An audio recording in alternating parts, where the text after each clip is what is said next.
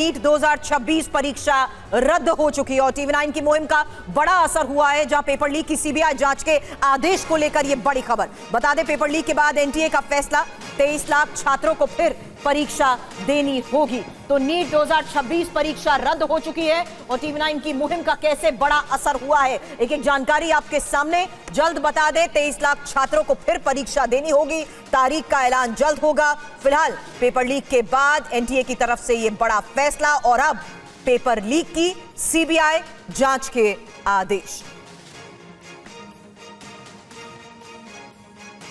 बड़ी खबर है, नीट परीक्षा रद्द करने के बाद एनटीए ने कहा है कि विश्वास बहाली के लिए रद्द करने का ही फैसला लिया गया है। दोबारा रजिस्ट्रेशन की कोई जरूरत नहीं होगी और एनटीए ने हेल्पलाइन नंबर भी जारी किया है।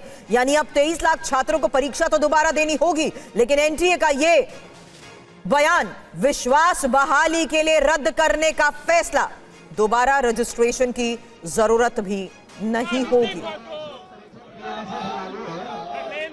खबर है कि नीट परीक्षा की नई तारीख का भी जल्द ऐलान किया जाएगा और दोबारा परीक्षा के लिए सेंटर नहीं बदले गए हैं। दोबारा फॉर्म भरने की भी कोई जरूरत नहीं होगी, कोई अतिरिक्त परीक्षा शुल्क भी नहीं देना होगा।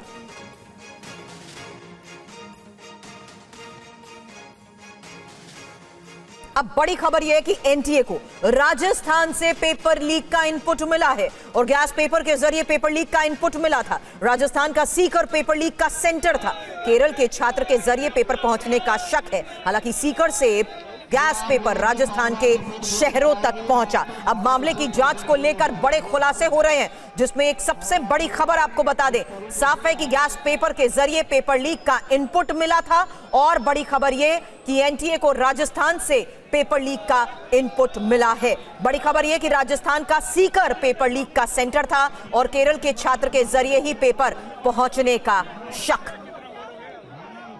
इस बीच एक और सबसे बड़ी खबर यह कि सीबीआई जल्द शुरू करेगी नीट पेपर लीक की जांच, जहां रेगुलर केस के बाद टीम सीबीआई बनाएगी और राजस्थान एसओजी से केस की फाइल भी सीबीआई लेगी। अब एनटीए से मिली जानकारी को भी जांच में शामिल किया जाएगा। यानी सवाल यह कि आखिर किस तरीके से आगे इस पूरे मामले की जांच सीबीआई को हैंडओवर की जा रही है, क्योंकि सीबीआई जल्द नीट पेपर लीक की जांच करेगी और रेगुलर केस के बाद टीम सीबीआई बनाएगी। राजस्थान एसओजी जो अब तक पूरे मामले की जांच कर चुकी है, उसको क्या क्या खुलासे हुए हैं, क्या क्या इनपुट मिला है, इसकी एक एक इंफॉर्मेशन आपके सामने रखेंगे। लेकिन राजस्थान एसओजी से केस की फाइल सीबीआई लेगी और एनटीए से मिली जानकारी को भी जांच में शामिल करेगी। फिलहाल ये इंफॉर्मेशन आपके सामने उन 5 बड़े सवालों के साथ, जहां देखिए गैस पेपर या लीक पेपर, क्योंकि अब एसओजी का यह तर्क है, लीक होता तो सोशल मीडिया पर खुलेआम नहीं फैलाया जाता। शक क्यों?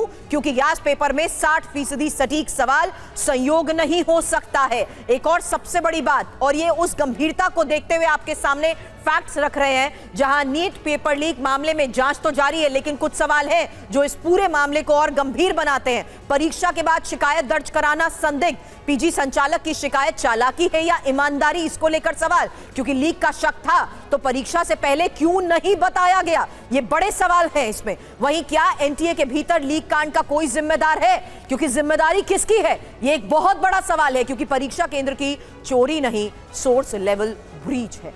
पूरे सिस्टम की विश्वसनीयता कैसे इस वजह से खतरे में है, ये एक बहुत बड़ा सवाल है। और साथ ही सरकार चाहती है, विपक्ष के ये आरोप है, सरकार चाहती है केरल में एफआईआर हो ताकि राज्य पर आंच ना आए, और बिना एफआईआर जांच का मतलब ना चार्जशीट ना कोई सजा।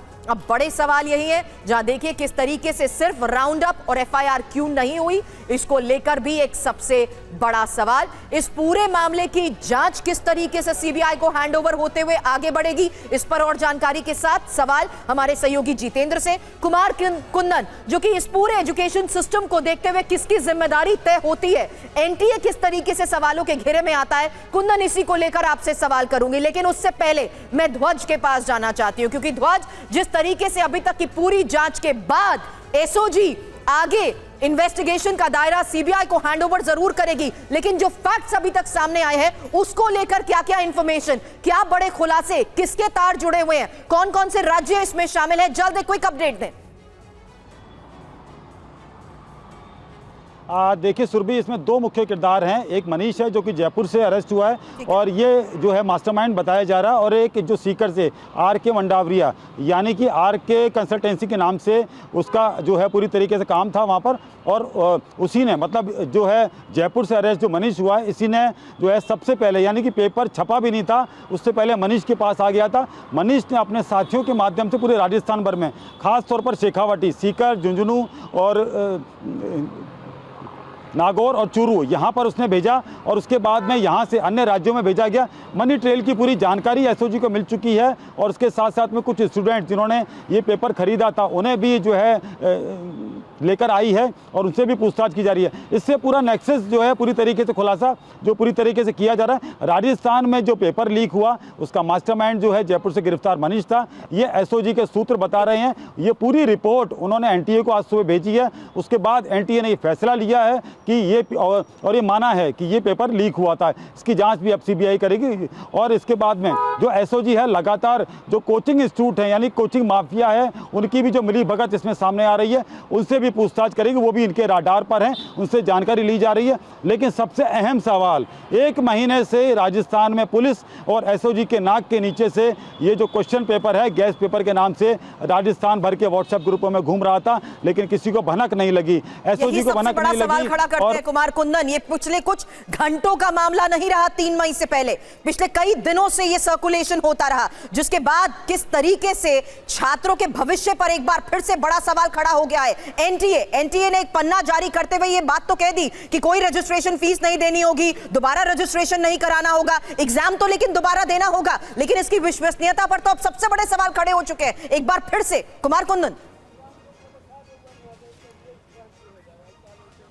बहुत अहम है सुरभि, और आपको इसको समझना पड़ेगा कि NTA के ट्वीट किए हुए घंटे भर से ज़्यादा का वक्त हो गया है, लेकिन अभी तक शिक्षा मंत्रालय की तरफ से कोई प्रतिक्रिया नहीं आई है। वो शिक्षा मंत्रालय जो इस बात का दावा करता है कि देश में शिक्षा व्यवस्था को लेकर जितने भी वो आयाम स्थापित कर रहा है वो दूरगामी है। लेकिन आप इसको समझिए कि अभी तक धर्मेंद्र प्रधान की तरफ से कोई ट्वीट नहीं है, शिक्षा मंत्रालय की तरफ से कोई ट्वीट नहीं है, और देश में इतनी बड़ी घटना हो गई है, इतना प्रतिष्ठित परीक्षा कैंसिल कर दिया गया है, वो भी इस बात को लेकर क्योंकि उसका पेपर लीक हो गया था। और सिर्फ एक राज्य की कहानी नहीं है, केरल की कहानी है, राजस्थान की कहानी है, महाराष्ट्र में लातूर की कहानी है, उत्तराखंड की कहानी है, और जो सूत्र है वो बता रहे हैं कि कुछ तारीख बड़े सवाल इस वक्त TV9 के बड़े सवाल है। जो बात आप इस वक्त कुमार कुंदन कह रहे हैं, जल्द आपके पास आती हूं, क्योंकि जिम्मेदारी तय कैसे होगी। अब नीट क्लीन क्यों नहीं है, फिलहाल इसको लेकर बड़े सवाल आपके सामने रखूं उससे पहले इस वक्त की एक और बड़ी खबर का रुख करते हैं। फिलहाल केजरीवाल क्या कह रहे हैं, आइए सुनते हैं। हमारा एक छोटा सा घर होता था वहाँ पे हिसार में, ऊपर एक छोटा सा कमरा बनवा लिया था। 24 घंटे उस कमरे में बैठा मैं तैयारी करता रहता था।